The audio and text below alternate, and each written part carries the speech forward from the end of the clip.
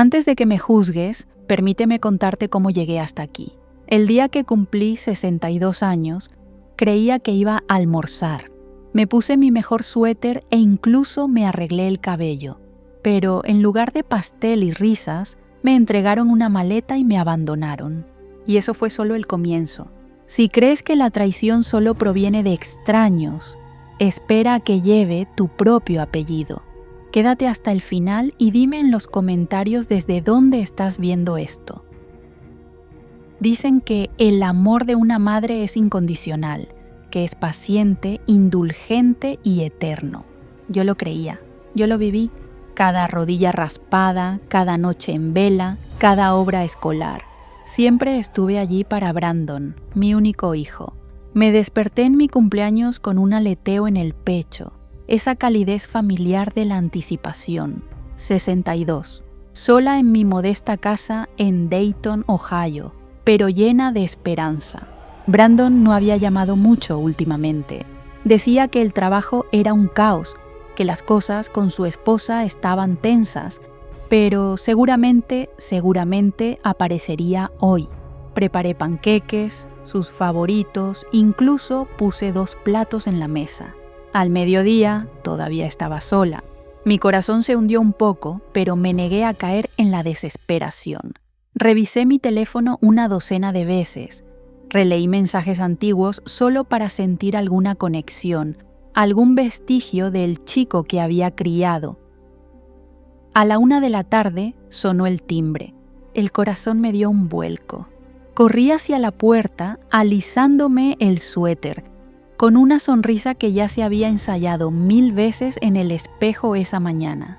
La abrí y allí estaba él, Brandon, con esa sonrisa de niño que solía poner cuando quería algo. «¡Feliz cumpleaños, mamá!», dijo, sosteniendo un pequeño ramo de flores de supermercado, ya un poco mustias por el viaje.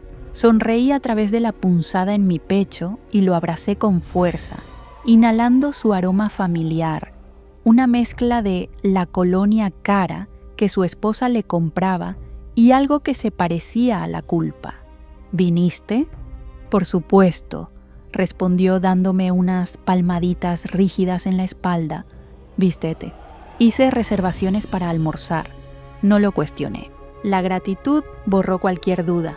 Me aferré a ese pequeño gesto como un náufrago a una tabla. Subí las escaleras con una energía que no había sentido en meses. Busqué en mi armario el abrigo bueno, el que guardaba para ocasiones especiales. Tomé mi pequeño bolso, me deslicé en los zapatos que siempre me apretaban los dedos pero que se veían bonitos. Me sentía mareada, como una adolescente yendo a su baile de graduación. La posibilidad de tener unas horas a solas con mi hijo, de reconectar, de sentir que todavía era su madre, era un bálsamo para el alma. Pero no condujimos hacia la ciudad ni hacia ningún restaurante que conociera. El paisaje urbano familiar de Dayton comenzó a desvanecerse, reemplazado por carreteras secundarias bordeadas de árboles cuyas hojas se habían teñido de oro ceniciento y rojo sangre. Un otoño prematuro, pensé. O quizás solo sentía el frío en mis huesos. Brandon estaba callado, con las manos apretadas en el volante, la mandíbula tensa. Intenté iniciar una conversación trivial sobre el clima, sobre un programa de televisión que sabía que le gustaba, pero sus respuestas eran monosílabos, distracciones. Algo andaba mal. El silencio en el coche no era cómodo, era pesado, cargado de palabras no dichas que se acumulaban en el aire como nubes de tormenta. Finalmente, giramos hacia un largo camino de entrada flanqueado por arces majestuosos. Era un lugar hermoso, sereno, pero la belleza no lograba calmar el nudo que se formaba en mi estómago. Miré hacia el final del camino y vi un edificio de ladrillo, grande e impersonal, y luego vi el letrero. Las letras, pulcras y discretas, formaban un nombre que congeló la sangre en mis venas. Residencia para mayores Willow Pines. «Brandon, ¿qué es esto?». Mi voz salió como un susurro roto. Él apagó el motor y el silencio se volvió ensordecedor. Se aclaró la garganta, un sonido áspero y nervioso. «Mamá, tenemos que hablar. Esto ya no es seguro. Vives sola y con tus lapsus de memoria». «¿Qué lapsus de memoria?». Espeté, el miedo convirtiéndose en una ira helada. Mi mente se aceleró, repasando las últimas semanas. ¿Había olvidado apagar la estufa? ¿Había perdido las llaves? No, nada de eso. Eran pequeñas cosas. Olvidar el nombre de un actor, buscar una palabra que estaba en la punta de la lengua. Cosas que le pasaban a todo el mundo. Él siguió hablando. Sus palabras eran un guión ensayado, desprovisto de emoción. «He encontrado un lugar estupendo. Es seguro, cómodo. Tendrás gente de tu edad, actividades». Me reí. Esa risa amarga y hueca que no se siente como risa en absoluto. «¿Estás bromeando? ¿Me trajiste aquí en mi cumpleaños?». No respondió. Simplemente salió del coche. «Entremos». Me negué a moverme, anclada a mi asiento por una mezcla de incredulidad y terror. Fue entonces cuando abrió el maletero. Mi maleta ya estaba allí, empacada. Miré fijamente el tejido familiar de la maleta que me había acompañado en vacaciones y visitas familiares. Ahora un símbolo de mi destierro. «¿Revisaste mis cosas?». Él suspiró, un sonido de impaciencia, de fastidio. «Mamá, no hagas esto más difícil de lo que tiene que ser». «¿Más difícil para quién, Brandon? ¿Para ti?». El interior olía a antiséptico y a verduras demasiado cocidas, un aroma que parecía diseñado para borrar cualquier rastro de hogar. Caras sonrientes en la recepción me saludaron con una profesionalidad vacía. Me sentí como un objeto que estaba siendo entregado, un paquete no deseado. Brandon entregó unos papeles, documentos legales. Vi mi nombre, su firma, un poder notarial, hecho. Todo se había hecho a mis espaldas. La planificación, las firmas, la traición. No lloré entonces, aún no. Dejé que me guiaran a una habitación con paredes de color beige, una cama ajustable y una pequeña ventana que daba a una pared de ladrillo. Mi regalo de cumpleaños. La soledad de mi casa, que antes me parecía opresiva, ahora se sentía como un paraíso perdido. Me senté en el borde de la cama, con el abrigo todavía puesto, sintiendo el frío filtrarse a través de mis huesos. Un frío que no tenía nada que ver con la temperatura de la habitación. No hubo pastel, no hubo velas, solo un silencio que gritaba abandono. Las horas pasaron en una bruma de shock. Finalmente abrí el ramo de flores que Brandon me había dado. Se había marchitado por el viaje en coche. Las flores tenían el mismo aspecto que yo, caídas, deshidratadas, olvidadas. Esa noche permanecí despierta, escuchando el susurro silencioso de las enfermeras en el pasillo, el sonido lejano de un televisor en algún lugar. El colchón era demasiado firme. Las sábanas olían a lejía y a las vidas anónimas de quienes habían dormido allí antes que yo. Repasé cada conversación con Brandon durante el último año, buscando desesperadamente las señales que había pasado por alto. Pensé en todas las veces que dije sí cuando debería haber dicho no. Las veces que lo cubrí, le presté dinero que sabía que nunca me devolvería. Inventé excusas para su ausencia ante familiares y amigos. Los momentos en que tragué mi decepción porque lo amaba, porque era mi hijo y se suponía que las madres debían perdonarlo todo. Pero esa noche, en esa cama extraña, en esa habitación que era una celda con muebles bonitos, dejé de defenderlo en mi mente. Algo se rompió dentro de mí, algo esencial. La imagen idealizada de mi hijo, construida con años de amor y sacrificio, se hizo añicos, revelando al extraño calculador que se escondía debajo. A la mañana siguiente, le pedí a una enfermera mi teléfono móvil. Dijo que mi hijo se había encargado de ello. que había desactivado la línea, diciendo que era demasiado confuso para mí. Fue entonces cuando lo comprendí del todo. No estaba aquí para que me cuidaran, estaba aquí para ser borrada. Y si no encontraba una manera de salir, lo lograrían. Pero no soy tan frágil como ellos piensan, ni de lejos.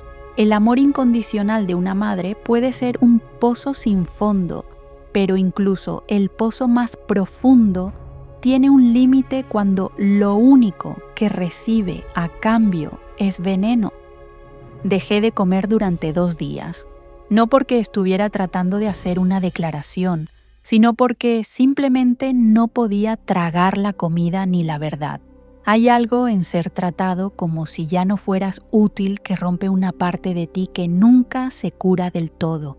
Había criado a un hijo, construido un hogar, amado ferozmente, y ahora era solo un número de habitación y un expediente de paciente.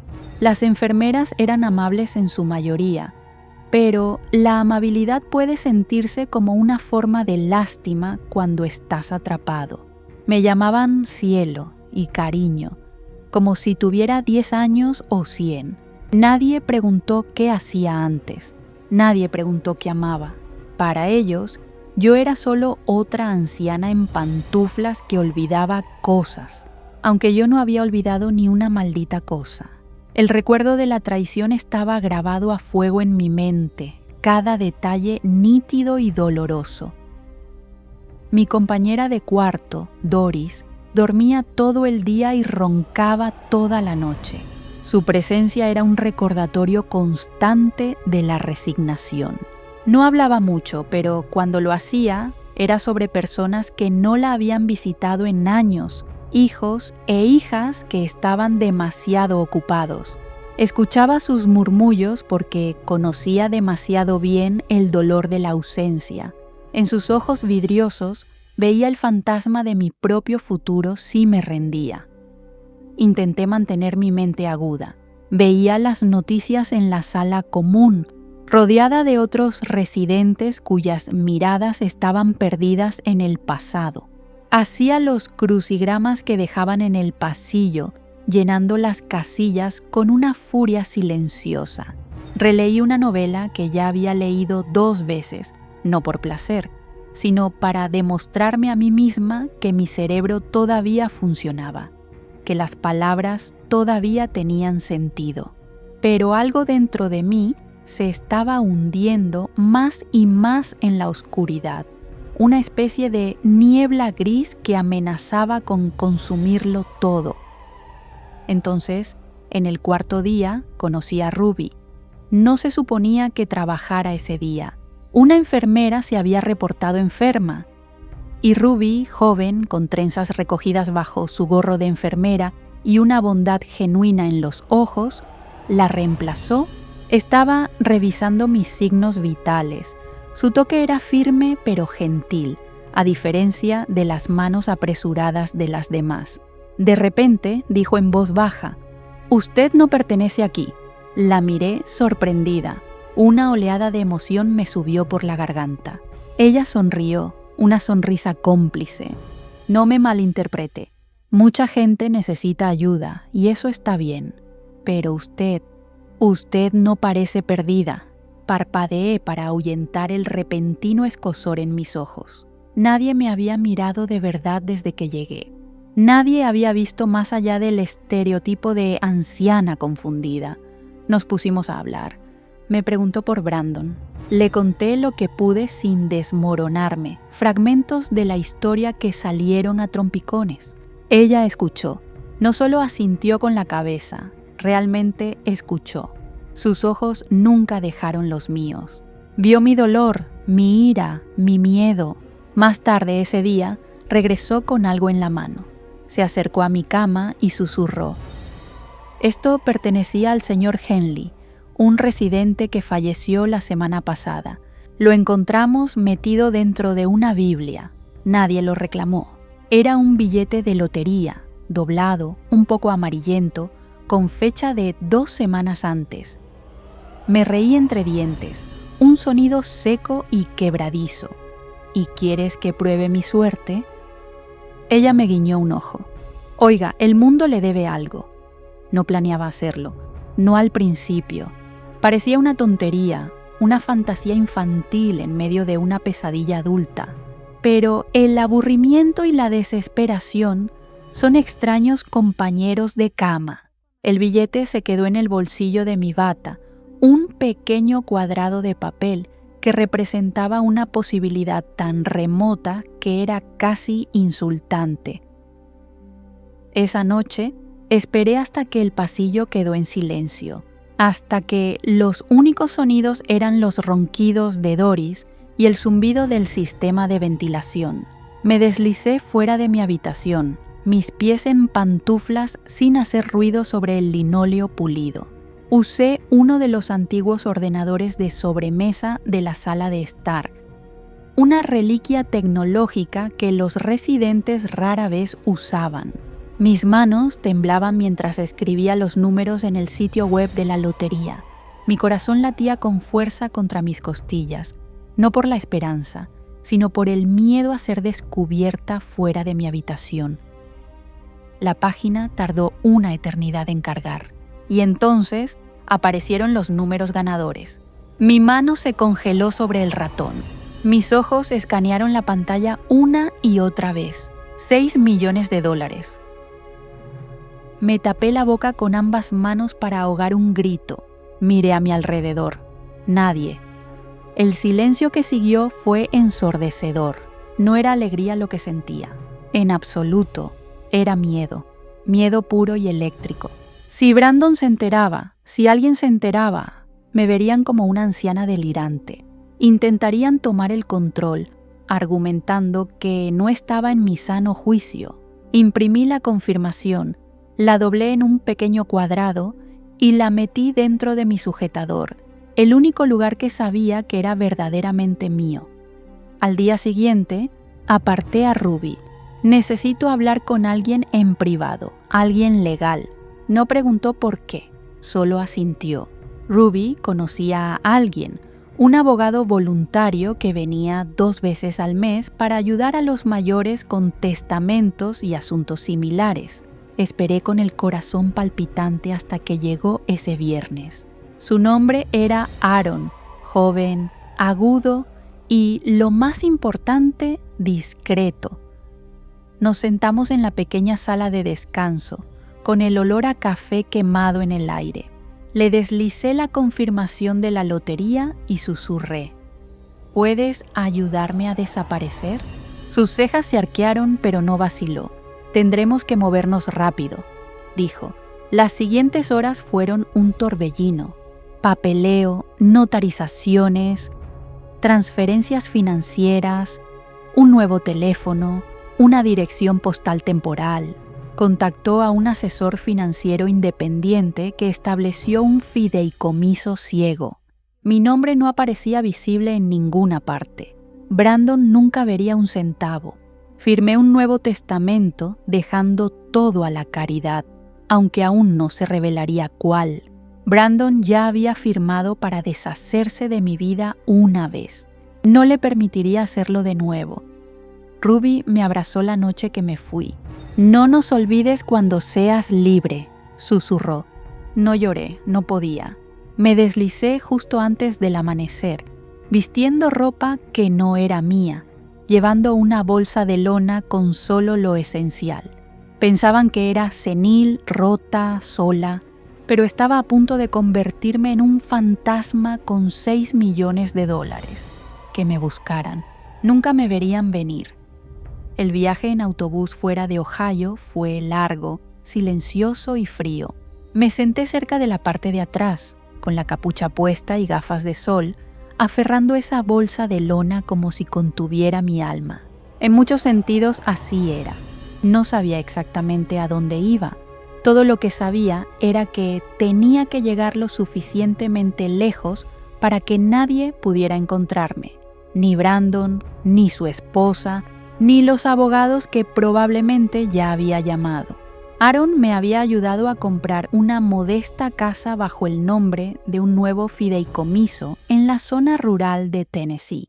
algo fuera de la red pero habitable, sin cámaras, sin vecinos demasiado cerca, solo la distancia suficiente entre yo y la vida que estaba dejando atrás.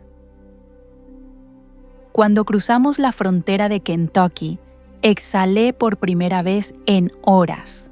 La libertad tenía un sabor y no era dulce. Era metálico, como la sangre y el miedo. La casa no era nada lujoso. Una estructura de ladrillo de un solo piso con pintura desconchada y un buzón torcido. Pero tenía calefacción que funcionaba, agua limpia y, lo más importante, silencio. No el tipo de silencio que se obtiene en una residencia de ancianos, rodeado de gente que se ha rendido. Este era el tipo de silencio que te permitía respirar, pensar, planear. Los días siguientes viví como una sombra. Cocinaba comidas sencillas, caminaba hasta el buzón, me sentaba en el porche envuelta en una vieja colcha, observando cómo el viento arrastraba las hojas muertas por el patio. Revisaba las noticias obsesivamente, esperando a medias que mi nombre apareciera en negrita. Mujer desaparecida gana $1 millón. Hijo reclama inestabilidad mental. Pero no había nada. Todavía no. Guardaba el billete de lotería en una caja ignífuga bajo una tabla suelta en el armario del pasillo.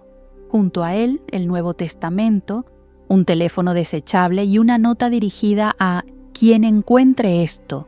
Por si acaso, una mañana, aproximadamente una semana después de dejar Willow Pines, el silencio se hizo añicos. Un golpe en la puerta. Me congelé. No le había dicho a nadie dónde estaba.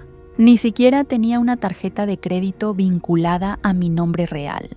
Mi corazón latía como un tambor de guerra en mi pecho. Me acerqué de puntillas a la ventana y eché un vistazo. Solo un repartidor, comestibles, parte del acuerdo que Aaron había establecido. Aún así, no podía quitarme la sensación de ser observada. Esa tarde, la curiosidad pudo más que yo. Creé un perfil falso de Facebook y busqué a Brandon. Allí estaba, sonriendo en su foto de perfil como si el mundo no se hubiera desmoronado. En su última publicación escribió: Si alguien ha visto a mi madre, Margaret Taylor, por favor, póngase en contacto conmigo o con la policía de Dayton. Lleva varios días desaparecida. Estamos preocupados por su seguridad. Debajo, cientos de comentarios se acumulaban. Oraciones, condolencias, gente elogiando a Brandon por ser un hijo tan bueno. Me reí tan fuerte que lloré. Oh, no tenía ni idea, ninguna. Pero lo que realmente me rompió no fue la publicación. Fue la foto que usó. No era reciente. Era de hace 5 años, de uno de los últimos cumpleaños que celebramos juntos. Yo llevaba un sombrero de fiesta brillante y él me rodeaba con el brazo. Parecíamos felices. Qué fácil es representar el amor en las fotografías. Esa noche no pude dormir. Me senté en la sala de estar mirando la chimenea vacía. Mis pensamientos daban vueltas y cuanto más me sentaba con ellos, más oscuros se volvían. Recordé cada vez que le había dado dinero a Brandon, cada préstamo, cada mentira que me había contado. Recordé cómo me había manipulado sutilmente, pero lo suficiente. Decía cosas como: ya me lo contaste, cuando no lo había hecho, o últimamente olvidas cada vez más cosas. Pensé que estaba envejeciendo mal. Pensé que era mi culpa. No lo era. Quería que dudara de mí misma. Así, cuando tomara el control de mi vida, yo no opondría resistencia. Bueno, ya había terminado de ser controlada. A la mañana siguiente, llamé a Aaron desde un número desechable. Necesito que actualices mi testamento de nuevo, le dije. No preguntó por qué. ¿Qué cambios? Quiero dejarlo muy claro. Brandon Taylor no recibe absolutamente nada. Ni $1, ni un recuerdo, ni una memoria. Hecho, dijo. Estás a salvo ahora, Margaret. Pero no lo estaba. Aún no. porque en el fondo sabía que algo se avecinaba y necesitaba estar preparada. Comenzó con una carta, un sobre sencillo, sin remitente, metido entre las facturas de servicios y el correo basura. No me habría dado cuenta si no fuera por el papel, más grueso de lo habitual, caro. El estómago se me revolvió en cuanto lo toqué. Dentro había una sola hoja, una fotocopia, mi firma, o lo que parecía serlo. Debajo otras dos, una de mi difunto esposo, Richard, y otra de Brandon. Era un documento de préstamo fechado hacía 12 años, un préstamo personal considerable solicitado a nombre de Richard y mío. El logotipo del banco era real, también lo era el sello del notario, pero yo nunca había firmado ese papel, nunca. Me senté en el sofá gastado, con la carta temblando en mis manos. El documento imitaba mi caligrafía hasta el bucle de la G de Margaret, pero algo no cuadraba. Era demasiado limpio, demasiado practicado. Mi esposo nunca habría ocultado un préstamo así. Y Brandon, él nunca dijo una palabra. Saqué la caja ignífuga, recuperé la carpeta de archivos antiguos que Aaron me había ayudado a recopilar, una colección de documentos financieros pasados que rescatamos antes de que me fuera. Dentro encontré 3 formularios más, todos con mi firma falsificada. Una fría comprensión se deslizó a través de mí como una serpiente. Brandon nos había estado robando a mí y a Richard durante años. Explicaba la extraña tensión en nuestros últimos años juntos, la forma en que Richard evitaba ciertos temas financieros, cómo de repente teníamos menos, cómo Brandon siempre parecía necesitar dinero para una emergencia, pero conducía un coche más nuevo cada año. Las discusiones silenciosas por la noche que yo pensaba que eran sobre el trabajo, los planes de vacaciones cancelados, las malas inversiones. Yo había culpado al envejecimiento, al mercado, a un giro general de la mala suerte. Pero era Brandon, todo el tiempo. No lloré, esta vez no. En cambio, abrí mi portátil y comencé a cavar más profundo. Durante los siguientes 3 días uní todas las piezas. Brandon había falsificado varios documentos de préstamo usando el número de seguridad social de Richard y el mío. Las cantidades variaban, algunas pequeñas, otras enormes. Otros préstamos habían sido discretamente transferidos a agencias de cobro de deudas. Richard debió de haber cubierto la mayor parte antes de morir, llevándose la vergüenza consigo a la tumba. Pero una cuenta, todavía activa, mostraba un saldo creciente de más de $50,000 y había entrado en mora a mi nombre solo 3 meses antes de que me dejaran en Willow Pines. Me senté en la oscuridad de esa pequeña sala de estar de Tennessee, con la pantalla brillando frente a mí, las manos tan apretadas que mis nudillos dolían. Esto no era solo traición, esto era robo, fraude, era criminal. Me puse en contacto con Aaron de nuevo. Tengo nueva información, le dije. Documentos falsificados, préstamos. Brandon lo hizo. Te creo, dijo con calma. ¿Quieres presentar cargos? Todavía no. No estaba lista. No porque tuviera dudas. No, esas se habían ido.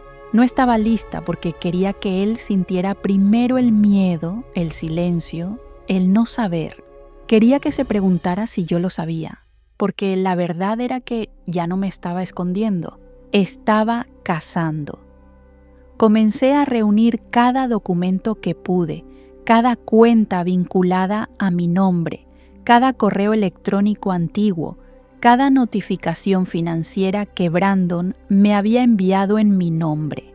Incluso contacté al antiguo banco que usábamos y solicité registros bajo un pretexto legal que Aaron me ayudó a redactar. Pieza por pieza, el rompecabezas tomó forma y lo que reveló hizo que mi sangre se helara. Brandon había solicitado un préstamo de alto interés contra el pequeño negocio que una vez cofundé con Richard en los años 80 una empresa de catering que dirigíamos desde nuestro garaje en aquellos primeros años. Usó esa LLC, todavía técnicamente activa, para asegurar una línea de crédito de $100,000. La firmó usando el nombre de Richard 2 años después de que Richard hubiera muerto. Eso no era solo un fallo moral, eso era fraude federal. Guardé todo en una carpeta encriptada, hice una copia de seguridad y imprimí una copia para guardarla en la caja debajo de las tablas del suelo. No estaba segura de cuánto tiempo tenía, porque si Brandon estaba tan desesperado como yo sospechaba, y si tenía la más mínima idea de que yo había desaparecido con millones, vendría a por mí pronto. ¿Alguna vez has mirado a alguien a quien has amado toda tu vida y te has dado cuenta de que nunca lo conociste de verdad?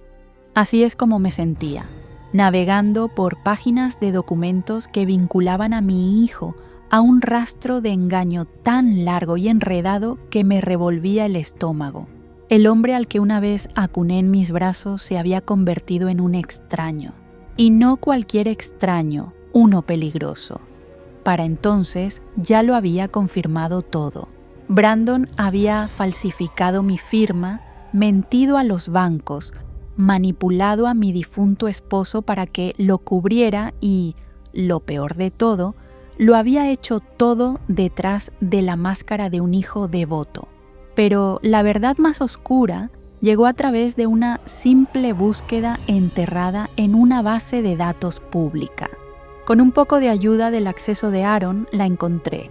Brandon Taylor, actualmente bajo investigación federal por declaraciones de impuestos fraudulentas, malversación y uso indebido de identidad.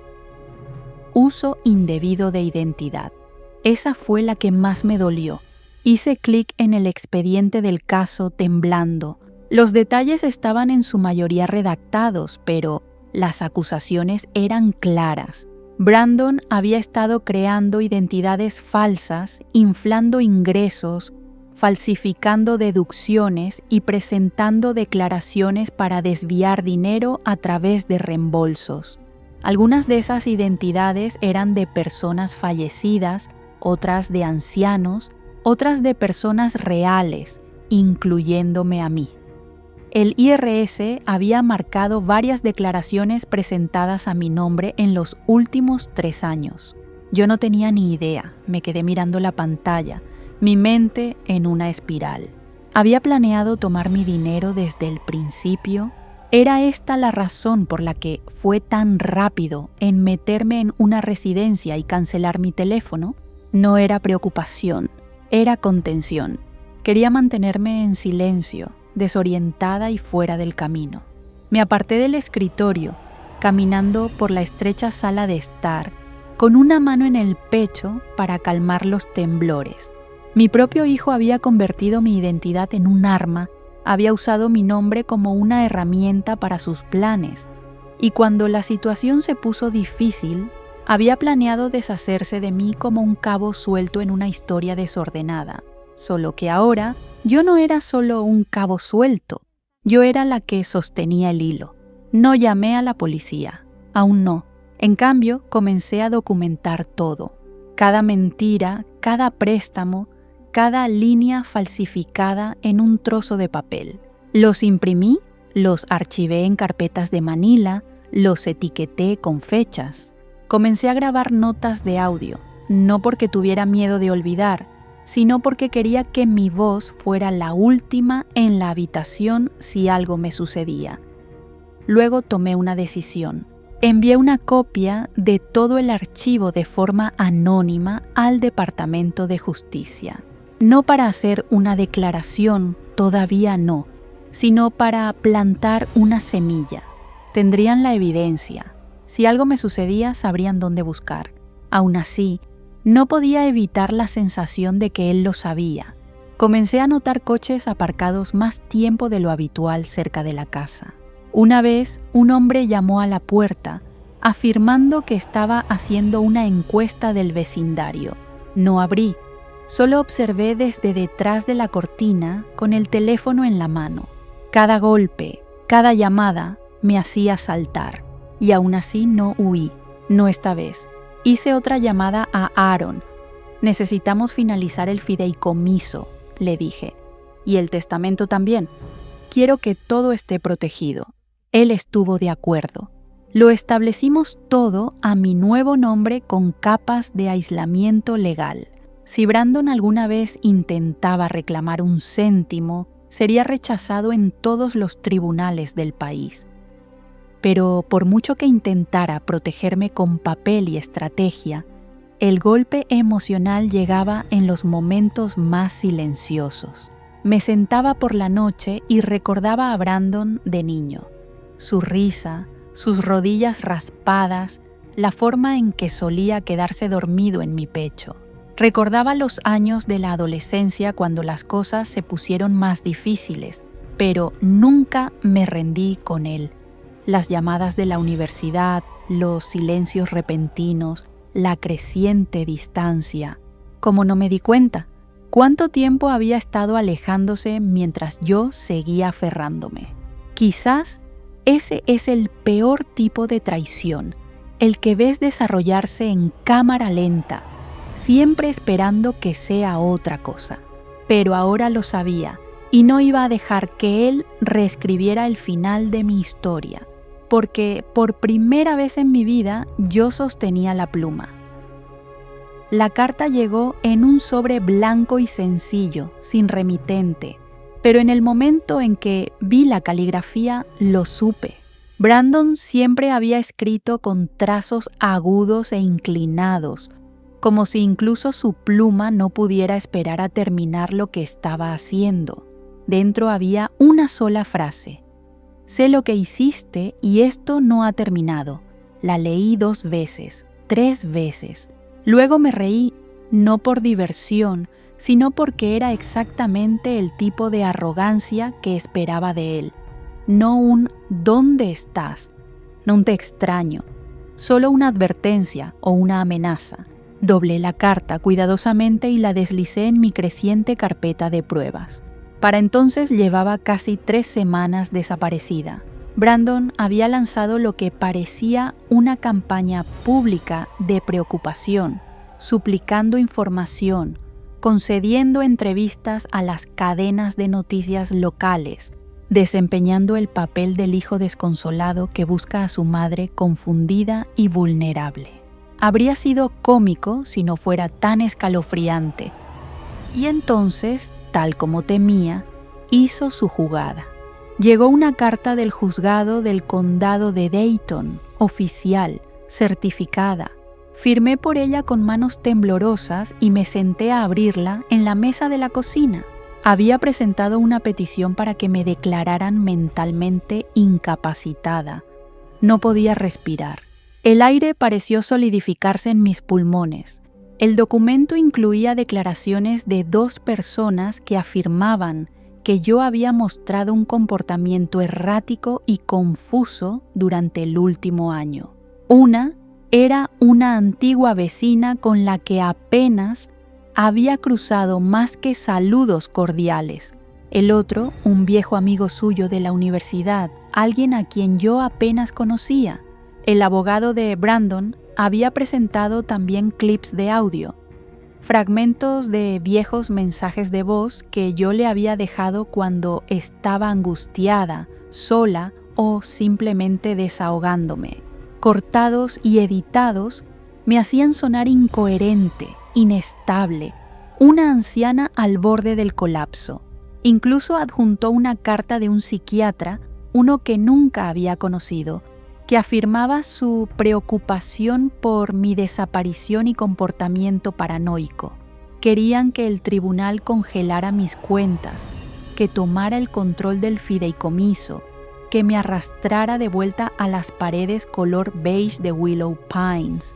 Sentí como si me hubieran dado un puñetazo en el estómago. Aaron vino esa misma noche. Leyó todo. Su expresión era ilegible, pero sus ojos estaban encendidos con una ira fría y controlada. «Tenemos trabajo que hacer», dijo finalmente. Pero, Margaret, necesitas mantener la calma. Necesitas mantenerte lúcida. Cuentan con el pánico. Asentí, demasiado entumecida para llorar. Los días siguientes se movieron como una tormenta. Aaron contactó a una litigante experimentada para que nos ayudara a prepararnos. Reunimos documentos, registros de videollamadas, registros financieros, incluso un diario detallado para demostrar que había estado en mi sano juicio todos los días desde que me fui. Programamos una evaluación psiquiátrica independiente. La doctora, una mujer amable llamada doctora Lavigne, vino a la casa y pasó 3 horas conmigo. Me preguntó sobre mi infancia, mi difunto esposo, Brandon. Le conté todo. No me compadeció, escuchó, hizo preguntas reales y cuando se fue, me tocó la mano y dijo: «Usted es la persona más lúcida que he visto esta semana». Sentí como si fuera la primera bocanada de aire que tomaba en días. Aún así, la presión aumentaba. La noticia de la audiencia se filtró. Internet, que brevemente había simpatizado con la saga de la madre desaparecida de Brandon, comenzó a cambiar. Surgieron preguntas. ¿Por qué no había contactado a nadie? ¿Estaba inestable? ¿Había alguien más moviendo los hilos? A los medios les encanta un misterio y Brandon sabía cómo alimentarlos, pero ya no tenía miedo porque ahora tenía más que solo pruebas. Tenía un propósito. En la quietud de mi pequeño hogar, comencé a preparar una declaración en video. No la publiqué todavía, pero quería estar lista por si intentaban silenciarme. Miré a la cámara y dije: «Mi nombre es Margaret Taylor. Estoy en mi sano juicio y fui traicionada por la persona en la que más confiaba». No lloré, no grité. Solo dije la verdad porque sabía lo que se avecinaba. Y esta vez no sería yo la que estaría en el banquillo de los acusados. El juzgado de Dayton no había cambiado desde la última vez que pasé por allí hacía años, cuando pagué una multa de aparcamiento y me senté en una sala llena de gente que esperaba olvidar sus errores. En aquel entonces yo era una esposa, una madre, alguien que creía en dar segundas oportunidades. Ahora era la acusada. Aaron me había aconsejado que vistiera de forma sencilla pero fuerte. Algo que dijera: «No estoy aquí para suplicar, estoy aquí para ser escuchada». Llevaba un abrigo azul marino con botones plateados, el viejo reloj de mi marido y un par de tacones sensatos que resonaban desafiantes a cada paso por los pasillos del juzgado. Brandon ya estaba sentado en la parte delantera de la sala cuando llegué. Se puso de pie cuando entré, como en una actuación perfecta. Una máscara de preocupación cubría su rostro.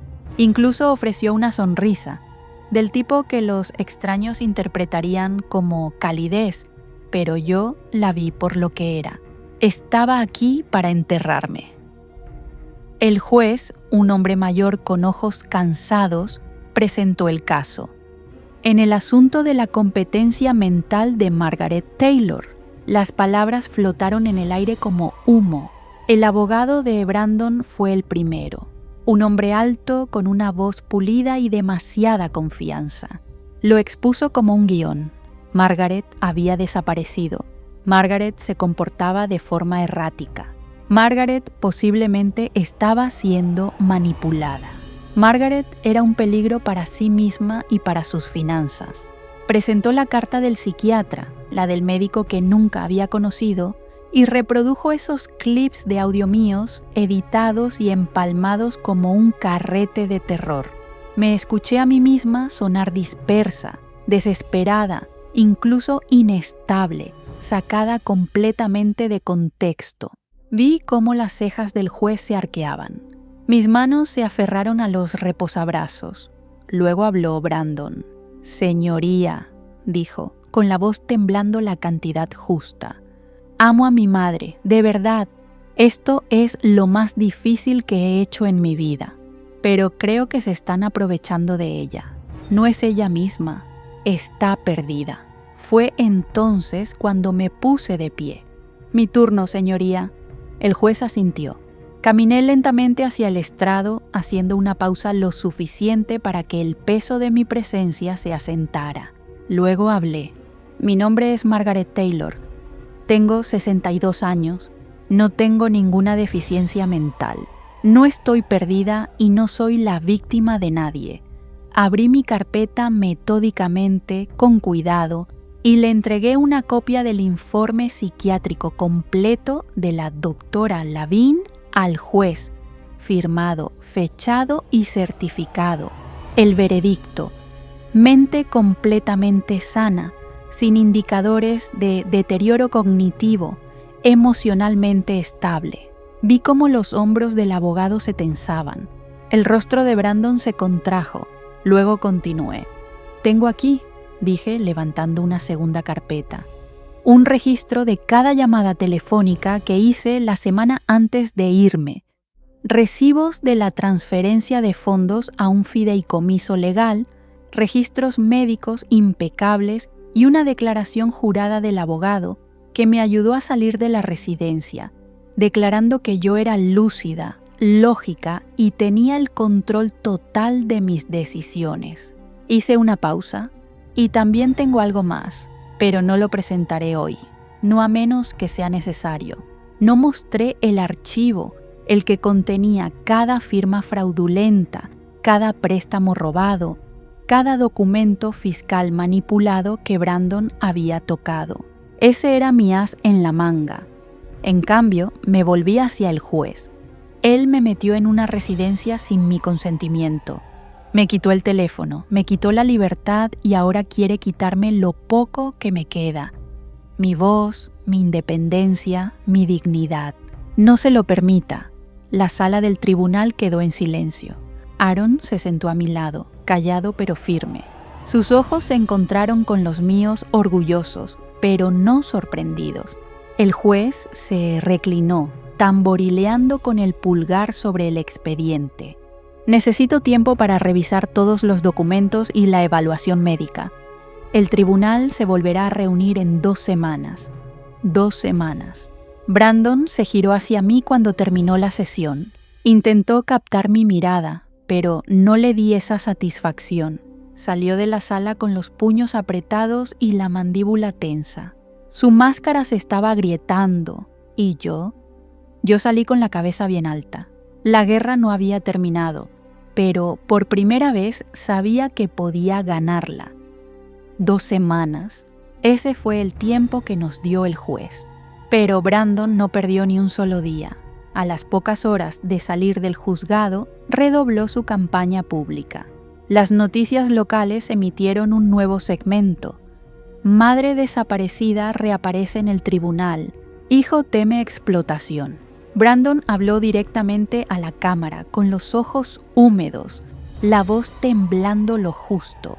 Solo quiero asegurarme de que mi madre esté a salvo, dijo. Ha pasado por mucho.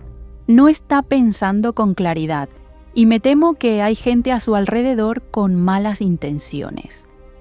Vi la transmisión desde mi sala de estar, con los brazos cruzados y la mandíbula apretada. No había gente mala a mi alrededor. Solo yo, solo Margaret Taylor, la mujer que lo crió, que se sacrificó, que perdonó más de lo que cualquier madre debería.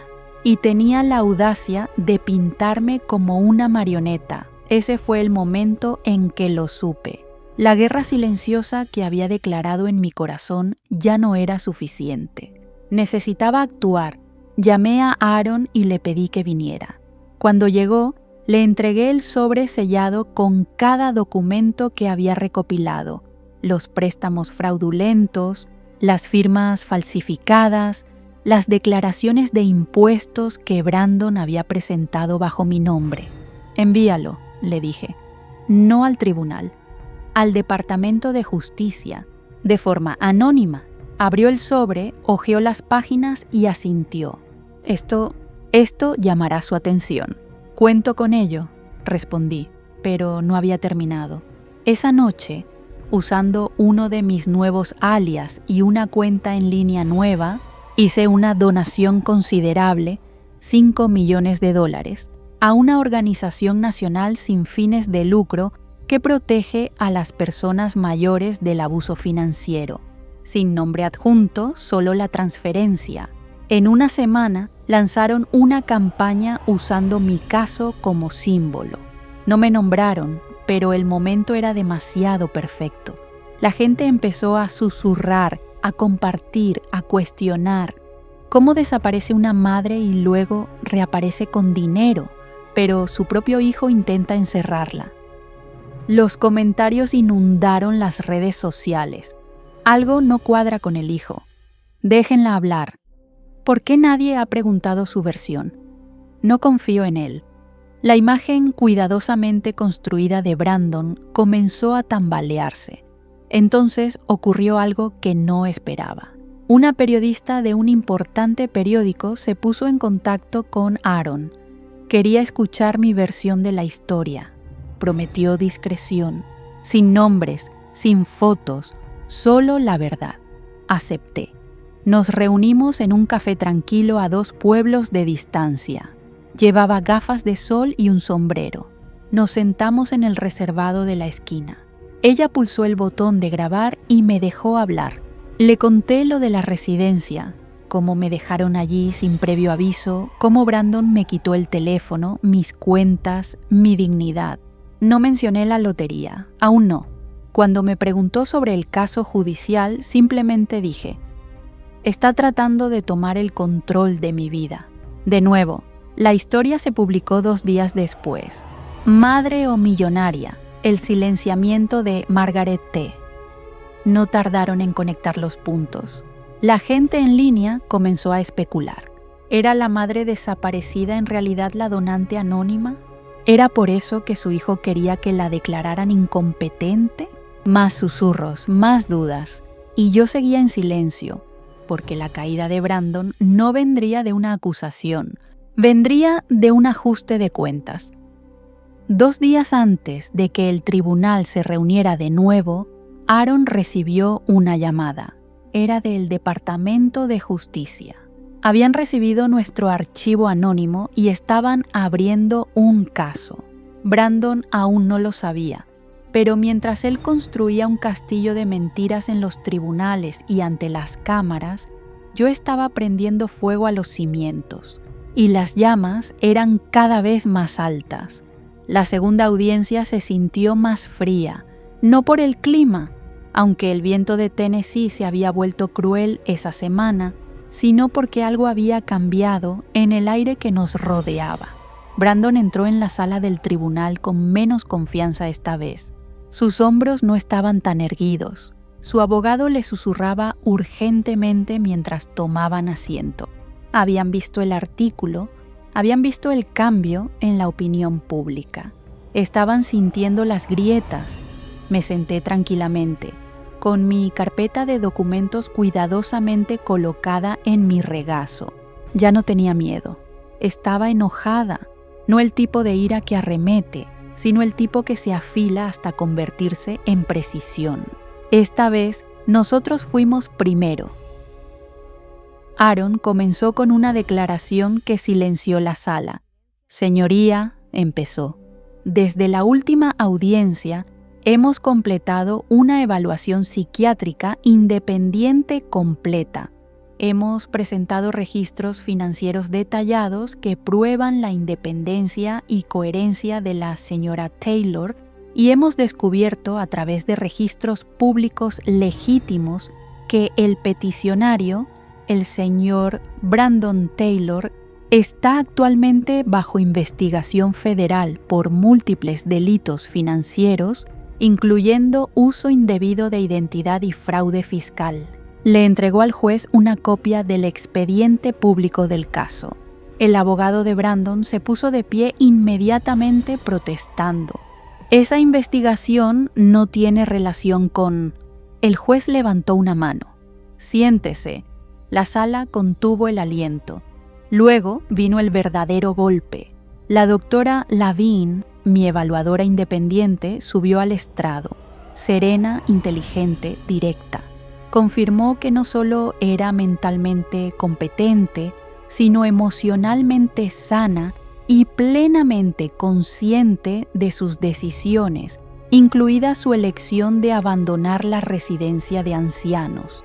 No solo está lúcida, dijo la doctora Lavín, es deliberada, reflexiva. No existe base médica para ninguna declaración de incompetencia. Miré a Brandon entonces. Sus manos se aferraban a la mesa con tanta fuerza que sus nudillos estaban blancos. Su máscara, esa fachada cuidadosamente construida de preocupación, se estaba desmoronando por segundos. Aaron luego presentó nuestra última pieza de evidencia, una línea de tiempo. Mostraba exactamente cuándo Brandon intentó tomar el control de mis cuentas y cómo eso coincidía perfectamente con grandes retiros que hizo de su propio negocio en quiebra. ¿Coincidencia? Difícilmente. El juez revisó todo en silencio. A Brandon se le ofreció la oportunidad de responder. Se puso de pie con la voz quebrada. Mi madre está enferma. Claramente está siendo manipulada por alguien. No actuaría así a menos que estuviera confundida o inestable. Esta no es ella. Me levanté entonces y lo enfrenté directamente. Sí soy ella, dije. Todos se quedaron quietos. Soy la mujer que se quedó despierta contigo cuando tenías la gripe a los 6 años, que renunció a vacaciones, que empeñó joyas para pagar tus clases de la universidad, que cocinó tu comida favorita incluso cuando no podía permitirme comprar comida para mí. Soy ella, y tú me dejaste en una residencia como si no fuera nada. Me volví hacia el juez. Y ahora, señoría, le pido que me deje demostrar que no soy nada. El juez se inclinó hacia adelante, juntó los dedos y habló lentamente. Señora Taylor, basándome en la abrumadora evidencia proporcionada, su evaluación psiquiátrica y las inconsistencias en las afirmaciones del peticionario, desestimo este caso. Sus cuentas financieras y su autonomía personal quedan totalmente restauradas. Este tribunal la reconoce como competente e independiente. No lloré, pero mis manos temblaron ligeramente mientras recogía mis papeles y salía de la sala. Brandon no dijo una palabra mientras pasaba a su lado. Sus ojos estaban desorbitados, no de ira, de miedo. Sabía que se había acabado, al menos esta parte. Pero lo que no sabía era que mientras él había pasado semanas tratando de demostrar que yo era inestable, yo había estado construyendo algo mucho más poderoso que una defensa, un legado, y aún no había terminado. La llamada telefónica llegó justo después de la medianoche. La voz de Aaron era tensa pero firme. Sucedió. El Departamento de Justicia ha iniciado un proceso formal. El nombre de Brandon está en el expediente. No hablé. Simplemente me senté allí en la oscuridad, mirando cómo el viento movía los árboles más allá de mi ventana. Una parte de mí había estado esperando este momento, pero ahora que había llegado, no se sentía victorioso. Se sentía inevitable. A la mañana siguiente, el mundo se enteró. Los medios de comunicación se abalanzaron primero. Brandon Taylor, hijo del reciente caso de abuso de ancianos destacado bajo investigación federal. Mi nombre no se mencionó, no directamente, pero los puntos estaban demasiado cerca como para no conectarlos. La gente recordaba a la madre desaparecida, la batalla judicial, la donante anónima. La mujer frágil que desapareció pero se mantuvo firme en el tribunal semanas después. Ahora su hijo perfecto se estaba desmoronando y querían saber de mí. Me mantuve en silencio durante 2 días. Apagué la televisión, ignoré el teléfono. Me preparé el desayuno, observé a los pájaros picotear el patio escarchado, me senté con un bolígrafo en la mano y escribí cartas que nunca tuve la intención de enviar. Cartas al niño que había sido Brandon, al joven que se fue a la universidad, al hombre en el que se convirtió.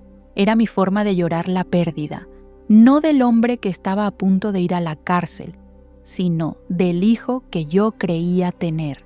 Pero el silencio no era justicia, era hora. Me puse en contacto con Sara, la periodista que me había conocido en secreto semanas antes. Le dije que estaba lista para hablar, esta vez ante la cámara, sin alias, sin más sombras. Programamos la entrevista para el viernes siguiente. Noticia nacional, reportaje completo. Me preguntó si estaba segura. Nunca he estado más segura, le dije. El día de la entrevista vestí de forma sencilla. Un suéter gris, unos pequeños pendientes de plata, sin maquillaje, sin estilista, solo la verdad. Nos sentamos una frente a la otra en un estudio tranquilo, con las luces suaves y cálidas. Sara se inclinó hacia adelante.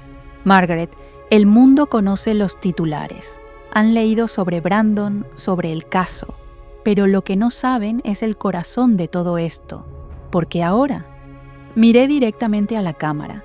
Porque no se trata solo de mí, dije. Se trata de cada padre que lo dio todo y fue desechado. De cada adulto mayor despedido, borrado o encerrado bajo la excusa del amor. Yo casi fui una de ellos. Y ya no me voy a quedar callada. Luego conté mi historia. La residencia, el billete de lotería, las mentiras que descubrí, el archivo que envié, no omití nada. Los ojos de Sara se llenaron de lágrimas mientras hablaba. Pero yo no lloré, ya había terminado de llorar. Esa noche se emitió la entrevista. Millones la vieron. Los mensajes llegaron a raudales. Gente de todo el país compartiendo sus propias historias de traición, abandono y supervivencia. Ya no era solo Margaret. Era un espejo. Brandon no habló públicamente, pero fuentes cercanas a él dijeron que estaba devastado, que su vida se estaba desmoronando. Bien, él construyó esa vida sobre la manipulación y ahora se estaba derrumbando bajo el peso de su propia crueldad. Pero no me regodeé, en cambio me puse a trabajar. Hice planes para lanzar una fundación, una que protegería a los ancianos del abuso legal y financiero.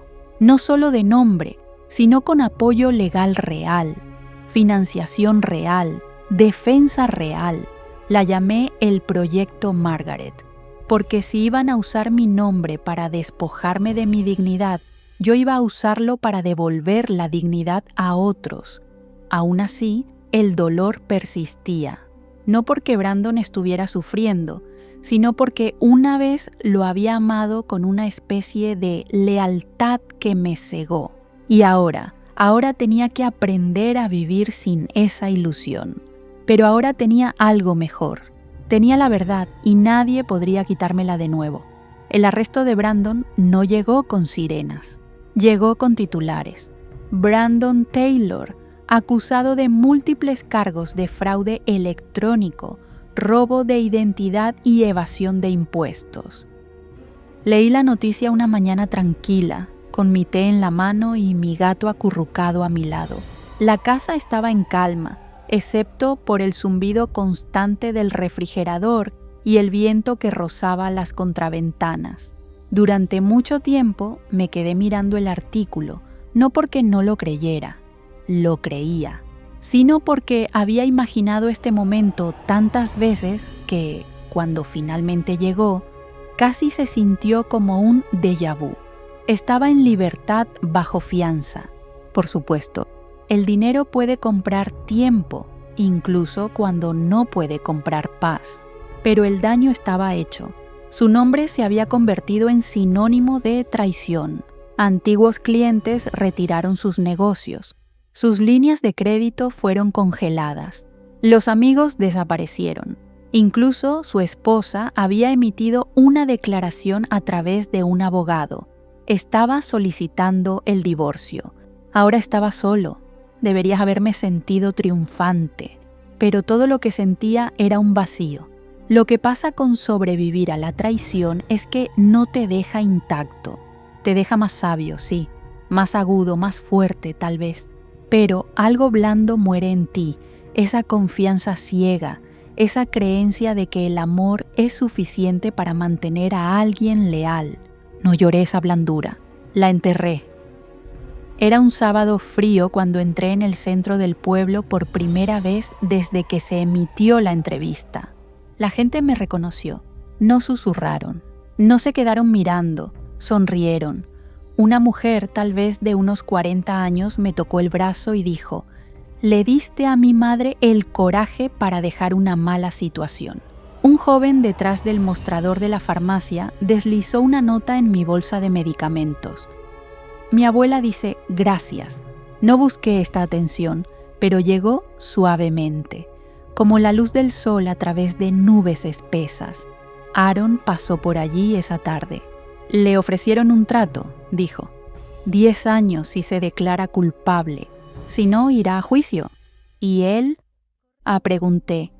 Sigue fingiendo que todo es un malentendido. Cree que puede burlar al sistema. Negué con la cabeza. Ha estado fingiendo toda su vida. Aaron vaciló. ¿Todavía no ha intentado contactarte? No directamente, pero había recibido algo, una carta, sobre, sin marcar, deslizada bajo mi puerta principal una noche mientras estaba en la cocina. Dentro, una fotografía. Era de mi 60º cumpleaños. Yo con un suéter amarillo, riendo con pastel en la cara. Brandon a mi lado sosteniendo el cuchillo, riendo también. En la parte de atrás, solo una frase con su caligrafía. «Siempre creíste en mí. Siento que no fuera suficiente». Me senté con esa foto durante horas, sin llorar, sin rabia, solo recordando al niño que pedía un cuento más antes de dormir, al adolescente que estrelló mi coche contra un buzón y lloró cuando no le grité, al hombre que me abrazó más fuerte de lo habitual el día que murió su padre. Todos eran parte de él y yo los amaba. Pero el amor, el verdadero amor, exige verdad. Y Brandon eligió mentiras. Esa noche quemé la foto en la chimenea, no por odio, sino por liberación. Observé cómo las llamas se enroscaban alrededor del papel, ennegrecían los bordes, borraban la sonrisa. No necesitaba una foto para recordar. Necesitaba paz, y estaba casi allí. La mañana que regresé a Willow Pines, el cielo era de un gris pálido, del tipo que suaviza el mundo sin ocultarlo. Me quedé fuera de la residencia por un largo momento, mirando el mismo lugar donde me habían dejado como si fuera equipaje. El aparcamiento estaba tranquilo. Los árboles estaban desnudos, pero algo había cambiado. Las puertas principales se abrieron y Ruby salió antes de que pudiera llamar. Se quedó boquiabierta cuando me vio. «Oh, Dios mío, Margaret», sonreí. «Soy yo». Nos abrazamos, no educadamente, no brevemente, sino como dos personas que habían sobrevivido a algo. Sus brazos eran cálidos y me di cuenta de cuánto tiempo había pasado desde que me había sentido segura en el abrazo de alguien. Dentro, el lugar se veía diferente. Los suelos estaban recién encerados, las luces eran más brillantes. La sala común tenía libros nuevos, una televisión mejor y café de verdad preparándose en la esquina. «Escuché lo que hiciste», dijo Ruby, guiándome a un banco tranquilo en el pasillo. «Las donaciones, las entrevistas». «Margaret, lo cambiaste todo». «No», dije, «solo dejé de permitir que la gente decidiera quién era yo». Caminamos juntas por los pasillos. Visité la antigua habitación de Doris. Ahora era una sala de lectura. El personal levantó la vista, algunos sonriendo, otros atónitos. Unos pocos residentes me reconocieron. Asentí a cada uno de ellos. Ya no eran invisibles y yo tampoco. Esa tarde di un discurso en la nueva sala de actividades. Había sillas plegables dispuestas y el personal había hecho galletas. Ruby me presentó como si fuera alguien famoso, pero negué con la cabeza. No estoy aquí porque sea rica, comencé. Y no estoy aquí porque me hayan hecho daño. Estoy aquí porque me silenciaron y sé cuántos de ustedes todavía se sienten así. Cada par de ojos me observaba. Algunos se llenaron de lágrimas. Quiero decirles algo que desearía que alguien me hubiera dicho hace mucho tiempo, dije. No son una carga, no están olvidados y no han terminado. Los aplausos siguieron, suaves al principio, luego más fuertes. Sonreí, sintiendo el peso de cada noche solitaria que había pasado, ahora reemplazado por algo más cálido, algo pleno. Cuando regresé a casa, finalicé el fideicomiso. El proyecto Margaret se convertiría en una organización nacional que ofrecería defensa legal y financiera a los ancianos en peligro de ser explotados. Contrataríamos abogados, lanzaríamos líneas directas, crearíamos alianzas con centros de atención para personas mayores y tribunales. Brandon aceptó el trato. 10 años. Intentó enviar otra carta. La devolví sin abrir. Ese capítulo estaba cerrado. Pasé los últimos días del año escribiendo cartas a cada persona que me ayudó. A Aaron, a Ruby, incluso a la doctora Lavin. Les agradecí, no por salvarme, sino por estar a mi lado mientras me salvaba a mí misma. Y entonces, en la primera nevada de enero, hice algo que no había hecho en décadas. Me escribí una carta a mí misma. Era corta, solo una página. La leí en voz alta mientras me sentaba junto a la chimenea con el gato acurrucado a mis pies. Querida Margaret, no estabas loca. No eras demasiado confiada. No eras débil. Solo eras una mujer que amaba demasiado profundamente. Y cuando intentaron borrarte de tu propia vida, tomaste la pluma y escribiste el final tú misma. Estoy muy orgullosa de ti. Con amor, tú misma. Doblé la carta, la coloqué en una pequeña caja de madera y la puse sobre la repisa de la chimenea. No necesitaba un legado de dinero, ni de venganza, ni siquiera de justicia.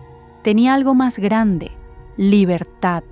Y por primera vez en mi vida, era finalmente total y completamente libre. Gracias por escuchar.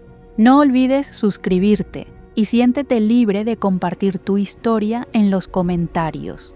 Tu voz importa.